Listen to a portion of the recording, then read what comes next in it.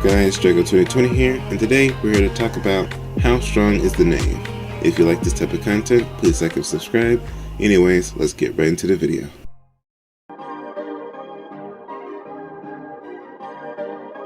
Alright, so how strong is the Knave? Well, right off the bat, she's strong enough to fight and beat Hydro Traveler. How strong is Hydro Traveler? Well, he should scale to Nervalette. How strong is Nervalette? If you go down all of the voice lines that Nervalette has for the Archons, he is literally willing to fight every single one except for Farina, so he may punish them for their transgressions, so to speak. Nervalette is aware that every Archon the Traveler has met has lost their Gnosis, but he doesn't know how much power they've lost. So when he talks about being able to defeat other Archons or take on other Archons, he's considering how strong they are in their prime. The only Archon that Nervalette knows the power of is Nahida. He doesn't know how strong the Ryan Shogun is, he doesn't know how strong Venti is, and he doesn't know how strong Zhongli is. He doesn't know that Venti over time has gotten weaker because he lost authority over Animal and his Gnosis. He doesn't know that the Right Shogun is actually stronger than what she was 500 years ago. And he doesn't know that even though Zhongli, he got rid of his Gnosis, he doesn't know that Zhongli is as strong as what he was when he had his Gnosis. Even though I've said in the past Zhongli has gotten weaker, I'm talking about him losing his Gnosis. That Gnosis literally has almost unlimited power and can literally do anything. So when I say he got weaker, it's because he can't really do everything he used to when he had the Gnosis. But when it comes to speed and power, Zhongli is back to full power. If you go into what he says in his final ascension, he says that he never dreamed of a day like this since he got rid of his Gnosis. That means Zhongli is back at full power.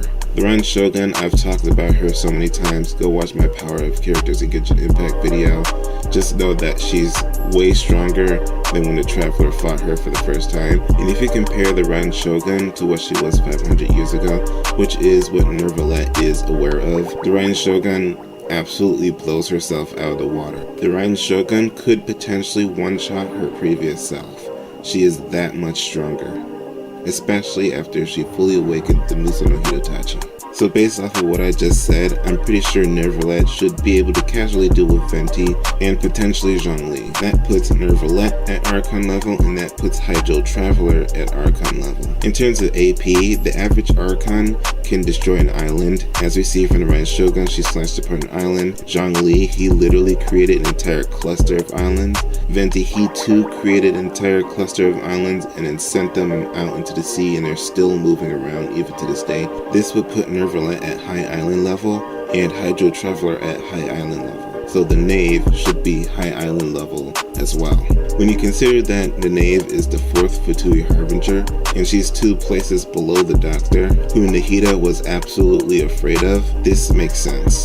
The Doctor is confirmed to have Archon level power and should be more powerful than the Knave. Now keep this in mind. This might actually be the bare minimum for Arlecchino. You see, when she was a kid, she actually took out the previous Knave by herself. The previous Knave, in terms of number in the Fatui Harbingers, is the same as the current Knave, meaning that Arlecchino all the way back then was capable of taking down an Archon level character. So considering that the Knave is a full grown adult now and that she has a delusion, she is considerably more powerful than what she was when she was a kid. As you will see in a future video, a delusion could potentially make someone 5 to 10 times more powerful, or even 100 times more power, or hundreds of times more powerful.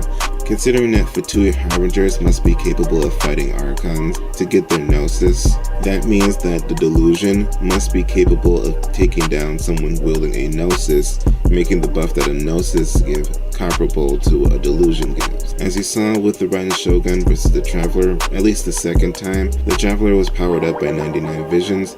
If you believe the Ran Shogun scaled to her Gnosis when the Traveler met her for the second time, which is plausible, that would make a Gnosis 100 times more powerful than a vision, and a delusion 100 times more powerful than a vision. I will go over this for the specific video that I have planned in the future and not here. We're only here to talk about Arlecchino. In conclusion, the Knave should be more powerful than what can be considered for Archon level. She should also be faster than this as well. How fast is Archon level? It should be massively faster than the speed of light. The Dendro Traveler dodged a laser launched by the Wanderer when he was in that mech trying to be an Archon. That laser was coated with Electro, the fastest element in the game, making the laser much more powerful and faster than a normal laser. How much more faster? Considering that a Gnosis could potentially be over 100 times more powerful than a Vision, you could just apply that to the laser and say that the laser is 100 times faster than the speed of light.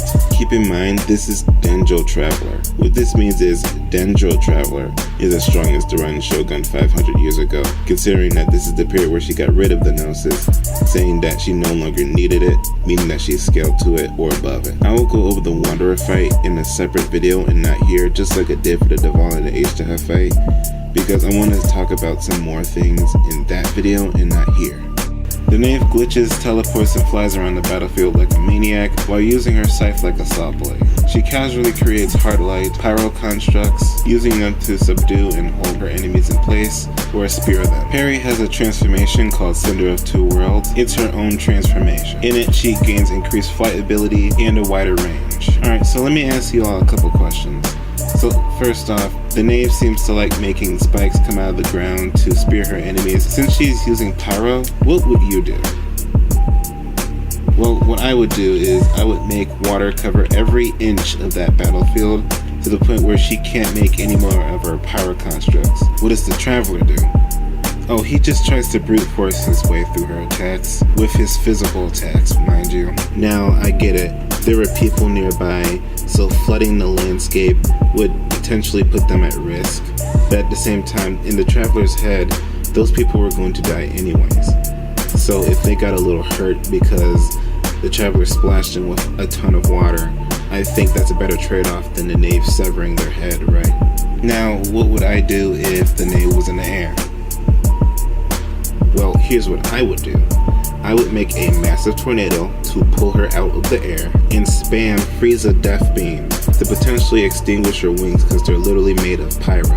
I would also infuse the tornado with Hydro to give an increased chance of me nullifying her flying ability. What does the Traveler do? He waits for her to come to him.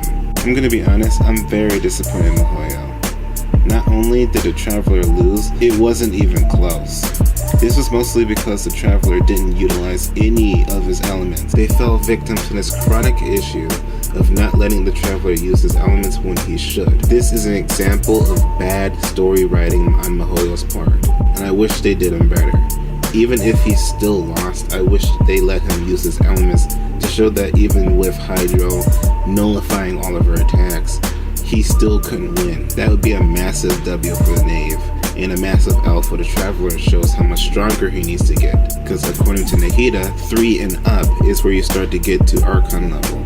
He isn't at number 3 yet, he's at number 4. It's debatable whether what Nahida said is true. I think it's false, but if it is true, let's just say it is for the sake of the argument. The Traveler is now being gatekept by the Knave for an issue that shouldn't really have happened. But I get it, for the Knave specifically, she's a tricky opponent. She glitches, teleports, she flies, she has massive ranged attacks, she's unpredictable, both in and out of combat. It's one thing to fight a tricky opponent and lose because of the absolute jank. It's another to fight a tricky opponent and lose because you didn't utilize most of your kit. And before you say that the Traveler had to protect Lenny and the others, he didn't really have to do anything.